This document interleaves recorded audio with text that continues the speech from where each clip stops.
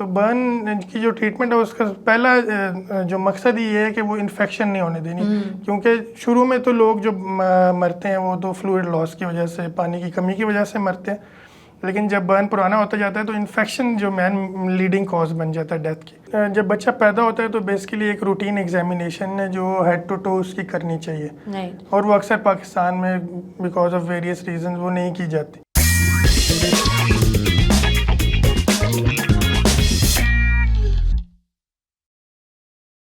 अस्सलाम वालेकुम, welcome back to another episode of we weekend. मेरा नाम है डॉक्टर माहरा और आज मैं अवेलेबल हूँ इस एपिसोड में एज अ होस्ट। थोड़े से चेंजेस किए हैं हमने। आज मेरे पास अवेलेबल है guest doctor Umair who has experience in the UK and Pakistan as a paediatric surgeon. आज इनसे बातें करेंगे। कैसे हैं डॉक्टर उमैर? अल्लाह का शुक्र, आप सुनाएं। अल्लाह का शुक्र। अच्छा डॉक्टर उमैर, बात हम स्टार्ट करते हैं from the because you worked in the UK as well and you worked in Pakistan as a paediatric surgeon. क्या मेन डिफरेंसेस थे? बहुत होंगे लेकिन कुछ एक दो चीज़ें बताएं हमें। देखिए, बेसिकली मैं तो यूके इसलिए गया था कि हम देखें फर्स्ट वर्ल्ड का मेडिकल सिस्टम किस तरह चलता है, उसमें क्या ऐसी चीज़ें हैं जो मैं सीख के वापस आके इम्प्लीमेंट करके यहाँ पे कोई चेंजेस ला सकता हूँ। लेकिन जब मैंने वहाँ पे देखा कि बेसिकली जो मेन चीज़ है वो तो ये है कि वहाँ पे पैसों का बहुत ज़्यादा रिसोर्सेज का बहुत ज़्यादा इशू है, क्योंकि पाकिस्तान में अगर देखा जाए तो अगर 100 बेड का वार्ड है तो 2 नर्सें होती हैं, वहाँ हर बेड पे 2-2 नर्सेज होती हैं। तो मैं इनह्यूमन के एक नर्स किस तरह इतने लोगों को वो बिल्कुल ऐसा नहीं देख सकती। फिर लोग कहते हैं नर्सेस के हमारे साथ नहीं सही से बात नहीं कर रही, हमसे सही से ट्रीट नहीं कर रही, तो वो एक नर्स 2 नर्सेस बेचारी 100 बेड को किस तरह देख सकती। तो बेसिकली मैं फिर वहाँ पे हम 2 साल मैंने गुजारे, फिर मुझे यही एहसास हुआ कि बेसिकली मेन चीज़ तो इकॉनमी है। अगर इकॉनमी हमारी कंट्री की बेहतर हो तो फिर हम उससे मेडिकल में अगर पैसा ज़्यादा आएगा, ज़्यादा नर्सेज होंगी, ज़्यादा डॉक्टर्स होंगे, फैसिलिटीज़ बेहतर होंगी, तो फिर ज़्यादा चेंजेस आ सकते हैं। We really need to increase our क्योंकि हमारा यही हेल्थ प्रोफेशनल्स अगर बाहर जाके काम करते हैं तो बहुत अच्छा काम करते हैं। ट्रू। अच्छा, you said 1 nurse to 2 beds, मतलब क्या कुछ करती है वो नर्स? फिर एक बेड पे 2 नर्सेज हैं, एक आपका पेशेंट है तो वहाँ पे माँ बाप आते हैं, बच्चे को हॉस्पिटल छोड़ के घर चले जाते हैं। उस बच्चे की हर केयर वो नर्स करती हैं, उसका कंघी करना, उसके पैम्पर चेंज करना, उसका फीड करना, सारा ख्याल जो है ना वो नर्स रखती है। और ये बच्चे कितनी एज के होते हैं? From what age to what age? ये न्यू बॉर्न से 16 ईयर्स तक जो भी हो सारे उसमें। अच्छा Umair, what years were you in the UK जब आपने किया था? And you were there for a fellowship? मैं 2 इयर्स के लिए गया था, 2019 से 21 तक। अच्छा, तो ये तो कोविड पीरियड हो गया। हाँ बिल्कुल, जब मैं गया था कुछ महीने बाद कोविड स्ट्रक और काफ़ी बुरे हालात थे उधर भी। अच्छा, कोविड का एक्सपीरियंस वहाँ पे कैसा रहा आपका? वहाँ पे जो मेरे दोस्त थे जो एडल्ट हॉस्पिटल्स में काम करते थे, तो उनके साथ तो बहुत मुश्किल हालात, उनके तो बहुत मुश्किल हालात थे, क्योंकि वहाँ पे बेसिकली सब इलेक्टिव काम, सब आउट पेशेंट सब बंद हो गया था, और जो ऑपरेशन थिएटर थे उनको भी आईसीयू में कन्वर्ट कर दिया था। एक वक्त में वहाँ पे कुछ 100 लोग वेंटिलेटर पे थे। इतने बुरे हालात थे, और डॉक्टर्स को नर्सिस की जॉब पकड़ा दी थी, क्योंकि उनको नर्सिस की ज़्यादा ज़रूरत थी जो मरीज़ों को टीके लगा सकते हैं, टाइम पे मॉनिटरिंग कर सकें, ड्रिप्स लगा सकें, तो वो वहाँ पे नर्सिस का काम कर रहे थे। लेकिन मैं because I am a paediatric surgeon, I was in children hospital, Birmingham children hospital, तो वहाँ पे इसका थोड़ा उल्टा हो गया। अच्छा। क्योंकि वहाँ बच्चों में कोरोना था नहीं, शुरू में तो बहुत ही कम था, तो हम तो वहाँ वेले बैठे रहते थे। तो उन्होंने कहा कि आप जो है ना एक्स्ट्रा छुट्टी करें। अच्छा। क्योंकि एक दूसरे को लगाएंगे, इससे बेहतर है कि आप छुट्टी करें। तो मुझे वीक में 2 डेज एक्स्ट्रा ऑफ मिलता था। वंडरफुल। उस ऑफ में फिर हमने कोई एक्टिविटीज़ अपनी जारी रखी, क्योंकि जब मैं वहाँ था तो मैंने अकेला था, तो कुकिंग भी मैंने शुरू कर दी। हाँ। जब मुझे एक्स्ट्रा ऑफ मिला तो मैंने कहा क्या करें, इस दौरान में कुकिंग की मैंने वीडियोस बनाई, फिर मैंने कहा वीडियो बना ली, इनको एडिट करके यूट्यूब, फिर मैंने अपना कुकिंग एक चैनल यूट्यूब पे स्टार्ट कर दिया। वंडरफुल। तो वो भी एक अच्छा एक्सपीरियंस। अच्छा, वैसे ये मैंने देखा है कि पाकिस्तानी लड़के जब बाहर जाते हैं ना, घर में तो चलो नखरे हो जाते हैं, अम्मा हैं, मेड्स हैं, बाहर जाके सब इतनी बेहतरीन कुकिंग करना शुरू कर देते हैं, और फिर हम जैसों को कॉम्प्लेक्स में ख़वातीन को डाल देते हैं कि इतनी अच्छी। इसी तरह उमैर की एक वीडियो थी जो मुझे बड़ा, जिसको देख के हुआ, बगैर बेलने के ये रोटी बना रहे थे, तो वो भी एक एक्सपीरियंस। ऐसे ही है, मैं सर्जन हूँ तो मेरे हाथ बहुत ज़्यादा ना चलते हैं। हाँ। तो बेसिकली मैंने सोचा अगर वहाँ पे तो बेलना नहीं था मेरे पास, तो मैं रोटी किस तरह बनाऊँ, तो मैंने हाथ से ऐसे ऐसे करके फैला के रोटी बनाई। उस वीडियो के 10,000 व्यूज़ हैं। Very nice. तो मतलब you're a surgeon and a foodie. So his name also in Instagram I think is the foodie surgeon. ऐसे ही है। Wonderful.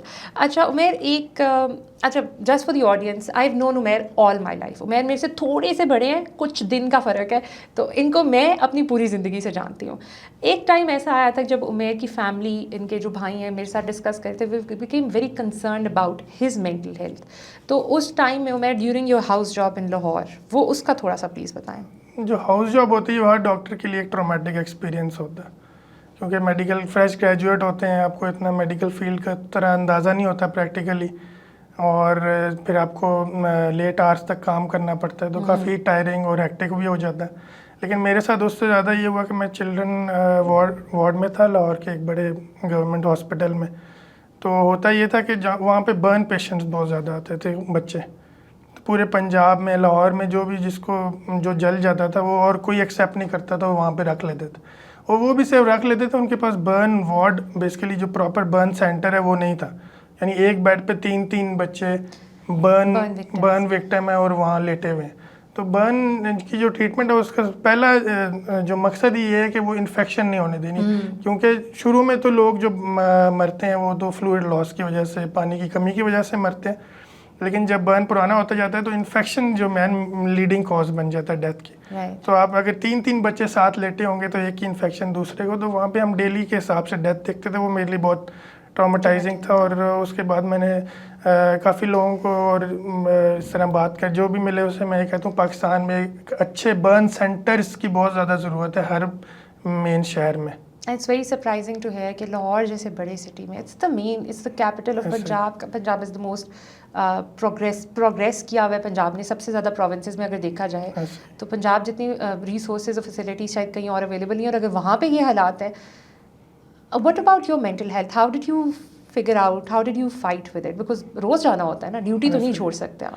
देखिए हमारे उस्ताद हैं वो यही कहा करते थे कि अगर डॉक्टर भी टेंशन ले जाएगा और मेंटल हेल्थ में उस तरह डिप्रेस हो जाएगा तो वो मरीज़ों का इलाज कौन करेगा।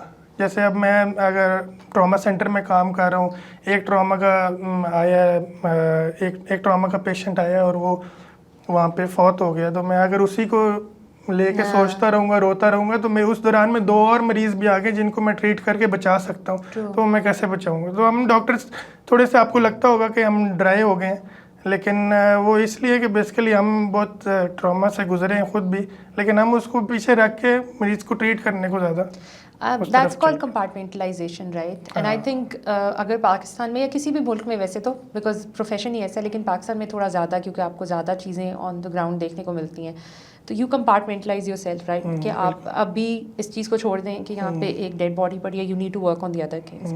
लेकिन जब आप काम ख़त्म करके रात को घर जाते हैं, जब आपकी ड्यूटी ऑफ होती है, तो it naturally affects you and affects you and your relationships and your family experiences, everything is well.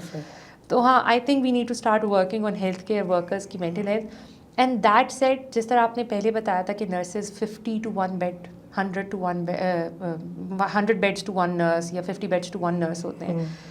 I imagine कि उनके क्या हालात होंगे, क्योंकि पाकिस्तान जैसी सोसाइटी में डॉक्टर को फिर भी कुछ इज्जत मिल जाती है, नर्सिंग स्टाफ को तो काफ़ी स्टिग्मेटाइज्ड प्रोफेशन समझा जाता है। बहुत ज़्यादा हमारे सेटअप में ज़रूरत है कि नर्सेज एक तो ज़्यादा हों, और नर्सेज की ट्रेनिंग की भी बहुत ज़्यादा ज़रूरत है। ज़ाहिर है अब कम नर्सेज हैं तो कोटा पूरा करने के लिए एक वार्ड में जी 2 नर्सें भेज दो, इधर भेज दो, उनकी ट्रेनिंग पे भी फोकस नहीं है।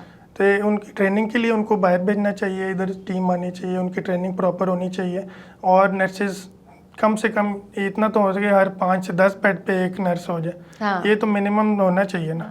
ह्यूमनली पॉसिबल ही नहीं है, पॉसिबल ही नहीं है। और फिर कहते हैं जी नर्सेज ने हमारे से गलत बात की, हमारे से बदतमीजी की। अगर एक नर्स आपसे प्यार से बात कर लेगी तो वो 100 मरीज हैं, वो तो बार बार आके सवाल पूछेंगे, और नर्स के पास टाइम ही नहीं है बेचारी के पास, ये इसकी गलती नहीं है। ट्रू।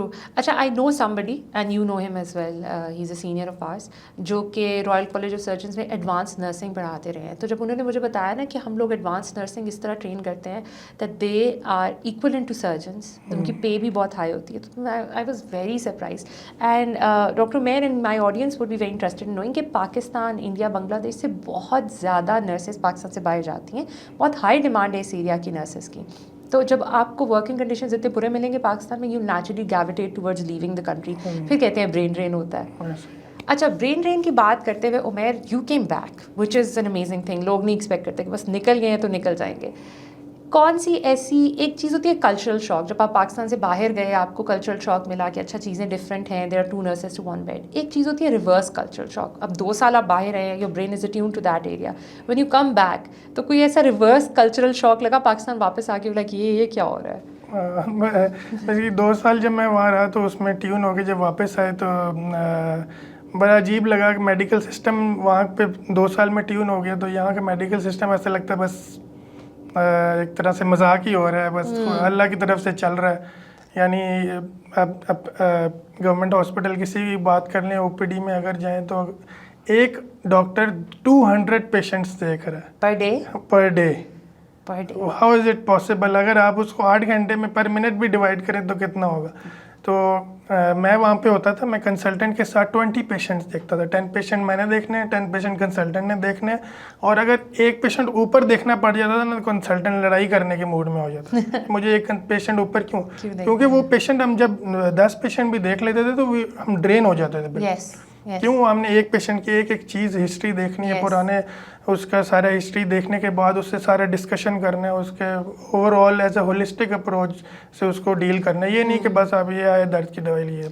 हाँ नहीं, नेचुरली आपका ओवर टाइम जो आपकी कॉम्पिटिटिवनेस है ना वो भी ख़त्म होती जाती है ना, आप उतना काम ही नहीं उतने अच्छे तरीके से कर सकते, क्वालिटी ऑफ वर्क गिर जाएगी आपकी। अच्छा उमैर, एक तो रिवर्स कल्चर शॉक की बात की हमने, मुझे डॉक्टर उमैर ये चीज़ बताएं कि कोई ऐसी पाकिस्तान में आपको चीज़ें सुनने को मिली हैं, कुछ लोकल मिथ्स हों जो आपको बिल्कुल पसंद नहीं है और आपको सुनने को मिलती हैं? ऐसी तो बेतहाशा मिथ्स हैं, लेकिन कुछ दिन पहले मैंने जो देखी, मेरे पास एक पेशेंट है, उसकी इधर स्वेलिंग थी पैरोटिड ग्लैंड की, बेसिकली उसको मम्स था। तो उनको समझाने में मुझे आधा घंटा लगा कि you don't need to do anything, it's a viral infection, ये खुद ही ठीक हो जाएगा 5 से 7 दिन में, 10 दिन लग सकते हैं, लेकिन ये खुद ही ठीक हो जाएगा। लेकिन वो इस बात पे बज़िद थे कि हमें कुछ बताएं कि उसके ऊपर क्या लगाना है। तो हमारे बड़े कहते हैं, ये बड़ों ने बहुत ख़राब किया, हमारे बड़े कहते हैं क्योंकि मैं हमेशा ये कहता हूँ कि एविडेंस प्रूवन हो जाए। एविडेंस ये नहीं है कि आपके बड़े ने क्या कहा, सास ने क्या कहा, मेरी दादी यूँ करती थी, ये एविडेंस नहीं है। ठीक है, तो हर जगह पे जाएंगे तो मम्स को लेके हर जगह पे डिफरेंट एनेक्डोट्स, डिफरेंट स्टोरीज हैं। कि अब एक मियाँ वाली में पेशेंट था, तो वो मुझे कह रहा था कि वो जो एक दरख्त है उसके नीचे मिट्टी है, वो हम लगाते हैं तो ठीक हो जाता है। ठीक है। और एक और से पूछा, कहते हैं हम ऑलिव ऑयल लगाया तो ठीक हो गया। एक फलाने पूछा, वो लकड़ी की राख बनाई उससे वो लगाया ठीक हो गया। तो बेसिकली वो खुद ही ठीक हो जाना था 5 to 7 डेज़ में, 10 डेज़ में। तो लेकिन जो लोग जो भी ट्रीटमेंट कर रहे होते हैं वो समझते हैं शायद उस वजह से ठीक हो। तो ये एक रीसेंट मैंने There's a story I read about this when I was in my BDS, I don't even remember, but it's a folklore, Pakistani नहीं है, कहीं और की है, कि जो उनका मेडिसिनल मैन था, नॉट अ डॉक्टर, बहुत पुरानी बात है, उसने इसी तरह मम्स के लिए उसने 7-8 डेज़ की पर्चियाँ दी उसको, जिस तरह पाकिस्तान में भी होता है कि आप एक रोज़ दरिया में फेंके, वो 7-8 डेज़ में उसका पीरियड गुजर गया वायरल, वो ठीक हो गया। तो उन्होंने कहा जी इनको तो इलाज करना आता है, इस तरह इलाज होता है। तो ये चीज़ है।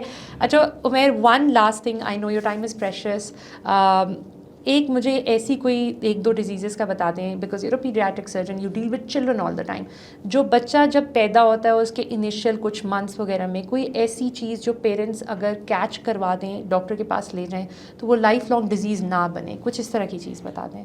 ऐसे ही है, जब बच्चा पैदा होता है तो बेसिकली एक रूटीन एग्जामिनेशन है जो हेड टू टो उसकी करनी चाहिए। और वो अक्सर पाकिस्तान में बिकॉज ऑफ वेरियस रीजंस वो नहीं की जाती। Also because a lot of children are not born in the hospital. ऐसे ही है, लोग घर में डिलीवरीज हो रही हैं। तो एक ऐसी बीमारी है जैसे इसको बोलते हैं retinoblastoma. Okay, basically it's tumour of the I. Okay, ठीक है। तो अगर अब बच्चा पैदा हुआ है, उसका आप सिंपल है, ऑफ्थेल्मोस्कोप से आपने रिफ्लेक्स चेक करना है, ठीक हो गया। अगर दोनों आईज में अगर आपको डिफरेंस नज़र आ रहा है, एक में वाइट है एक में रेड है, तो आपने फ़ौरन आई स्पेशलिस्ट को रेफ़र करना है। अगर आपने सिर्फ इतना ही कर दिया ना, वो बच्चा सर्जरी से बच जाएगा, वो बच्चा अंधा होने से बच जाएगा। Huge thing. और मैं which age is it done and कब किस टाइम? जब बच्चा पैदा होगा उसी वक्त कर लेना चाहिए। वैसे लेकिन जब भी मैं कहता हूँ ओपीडी में अगर 1-2 साल तक के बच्चे आ रहे हैं तो सबका कर लेना चाहिए। एक मेरे पास पेशेंट है, वो कहते हैं कि मेरे इस बच्चे का राइट साइड का रेटिनोब्लास्टोमा है और ये कीमोथेरेपी से ठीक हो गया। ओके। और वो पिक कैसे हुआ कि वो कहते 4th ईयर की इसकी एक कज़न है, वो 4th ईयर में मेडिकल स्टूडेंट थी। उसने वो नया पढ़ा हुआ था, तो वो आके इसका चेक करी थी। उसने कहा इसका कोई गड़बड़ लग मसला रही है। हाँ तो अब वो ना पिक करती तो उसका ट्यूमर बन जाता और सर्जरी होती और एक साइड से उसकी हाँ आँख चली जाती चली जाती। सच इम्पॉर्टेंट इन्फॉर्मेशन। और ये जो टेस्ट आप इनिशियल टेस्ट कह रहे हैं, ये कोई भी जनरल फिजिशियन कर कोई भी सकता है? जनरल फिजिशियन ऑफ्थेल्मोस्कोप है, हर डॉक्टर को यूज़ करना आता है। जी, तो such a good piece of information, thank you so much and we need to have more conversations like this. इंशाल्लाह इनको दोबारा बुलाएंगे।